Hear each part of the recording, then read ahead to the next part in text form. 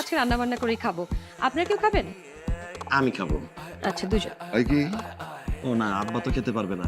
যেখানে আব্বার মুখ দিয়ে খাবার যাবে না, সেখানে আমি তার ছেলে হিসাবে খেতে পারবো না। আমার মুখ দিয়ে খাবার যাবে না।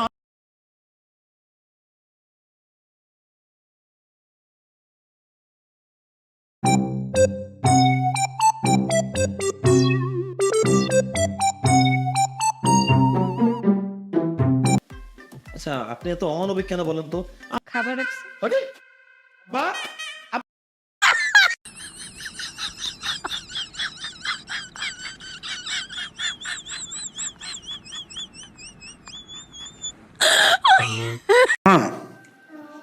একদম সালেহা ভাবির রাতের রান্না।